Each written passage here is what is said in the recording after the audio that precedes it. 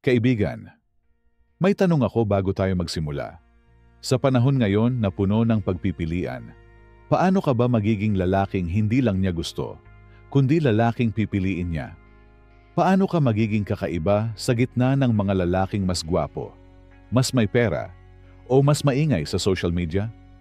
Kung hinahanap mo ang sagot, kaibigan, dito mo lang yan maririnig.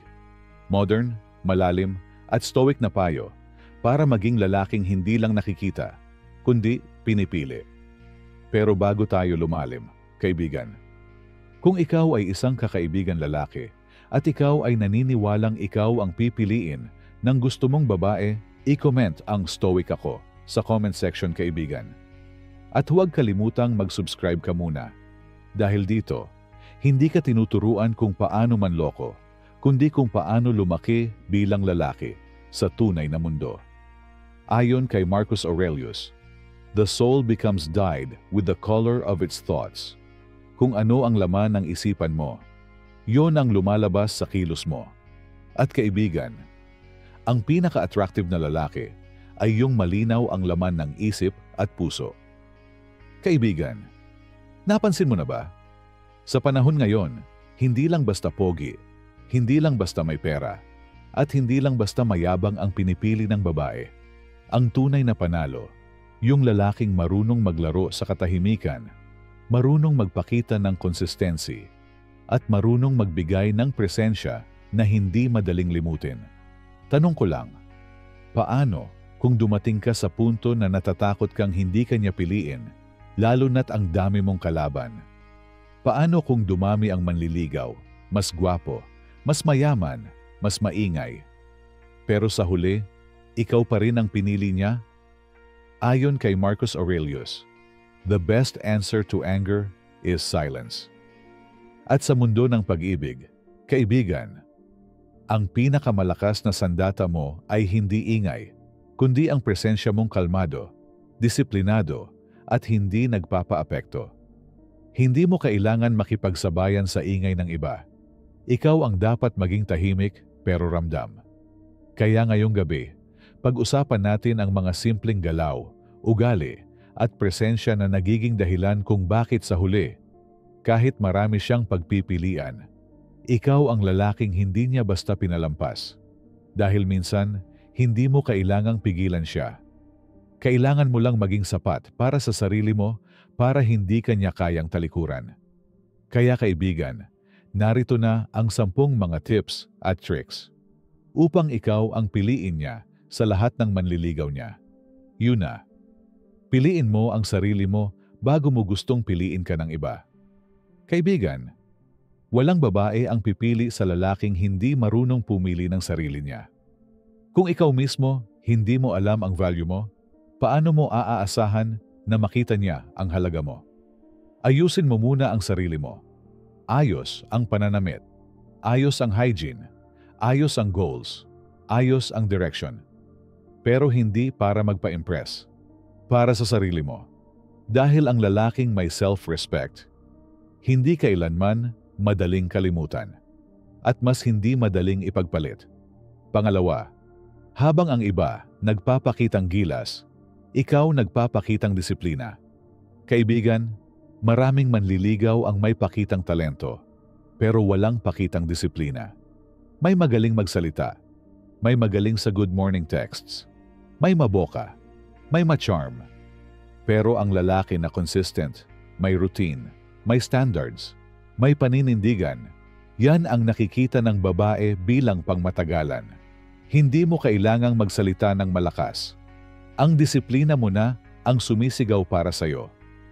Pangatlo, huwag mong habulin ang atensyon niya. Hayaan mo siyang masanay sa presensya mo.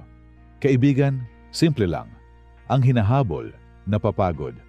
Ang laging nandyan, nababalewala. Pero ang kalmadong presensya, hinahanap-hanap. Ipakita mong interesado ka, pero hindi ka desperado. Magparamdam ka, pero hindi ka sumisiksik. Maging present ka, pero may sarili kang buhay. Ang lalaking may sariling mundo. Mas gustong pasukin ng babae. Pang-apat, maging kalmado sa sitwasyon na pinipili ng iba ang magmamadali. Habang ang iba naguunahan magpasikat, ikaw, kaibigan, manatiling kalmado. Ang lalaking kalmado ay lalaking grounded. Hindi basta nababahala. Hindi nagre-react ng sobrang bilis. Hindi madaling ma-insecure. Sa mata ng babae, ang kalmadong lalaki ay parang tahimik na bundok. Hindi basta natutumba kahit gaano pa kaingay ang paligid. Ang calm confidence. Mas matimbang kaysa looks at pera. Panlima, ipakita mong hindi ka natatakot tumayo mag-isa. Kaibigan, hindi pagiging hard to get ito. Ito ay pagiging hard to break. Ang babae ay natural na naa-attract sa lalaking hindi dependent sa validation. May sarili kang routine. May sarili kang pangarap. May sarili kang identity. Hindi ka nabubuo ng isang tao at hindi ka rin nababasag kapag hindi ka pinili.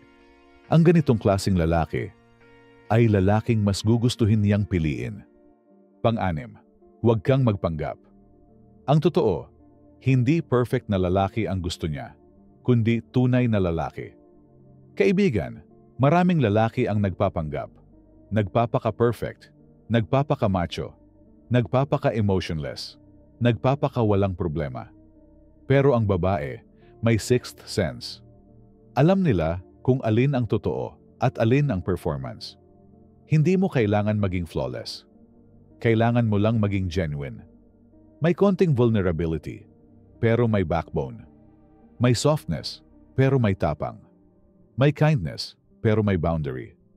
Ang tunay na lalaki, mas piliin. Pang-pito, maging lalaking kayang magbigay ng emotional safety. Hindi ibig sabihin na ikaw ang gagawa ng lahat. Hindi ikaw ang therapist. Hindi ikaw ang savior.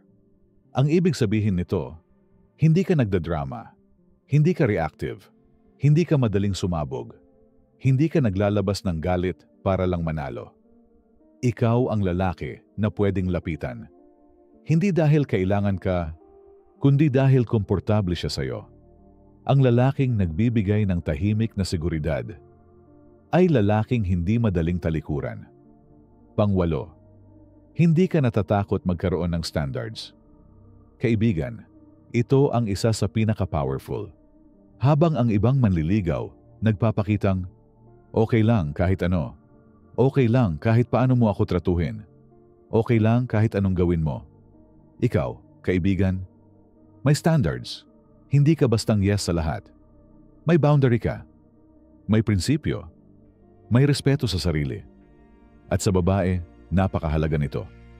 Dahil makikita niya na kung paano mo pinoprotektahan ang sarili mo, ganun mo rin po protektahan ang relasyon nyo. Pangsyam, maging lalaking may direksyon, hindi lalaking may dahilan lang.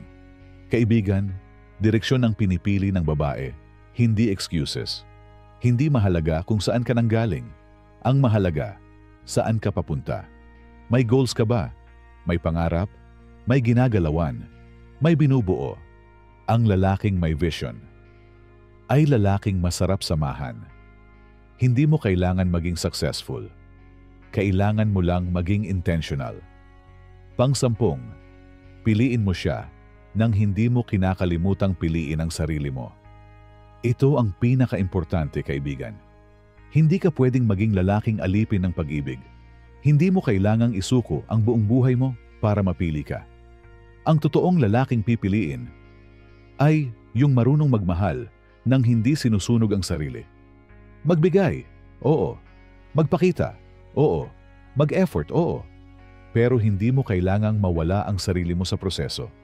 Dahil kaibigan, ang lalaking nananatili sa sarili niyang identity ay mas piliin kaysa sa lalaking nawawala sa identity niya para lang mapili. Kaibigan, tandaan mo ito, ang babae, hindi yan basta pumipili. Hindi rin yan madaling magdesisyon. Pero may isang bagay na hindi mo matatalo, ang epekto mo sa kanya kapag naging lalaki kang may direksyon, self-respect, consistency, at katahimikan na hindi nabibili ng kahit sino. Sa panahon na karamihan ng lalaki nagpapakitang gilas, ikaw ang magiging kakaiba dahil hindi mo sinisigaw ang sarili mo, ipinaparamdam mo.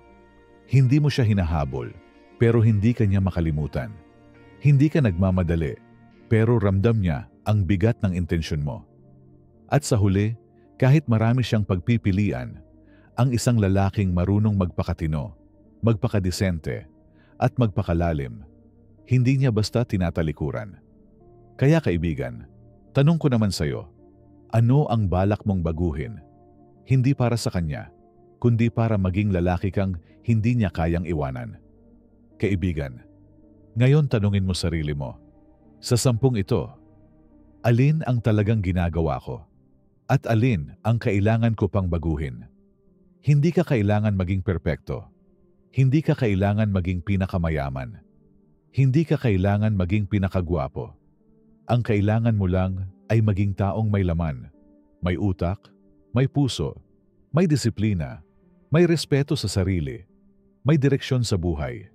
Hindi mo kontrolado kung sino ang pipili sa'yo. Pero kontrolado mo kung anong klaseng lalaki ka.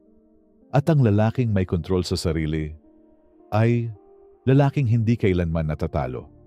Kaibigan, bago ka umalis, sagutin mo ito sa comments.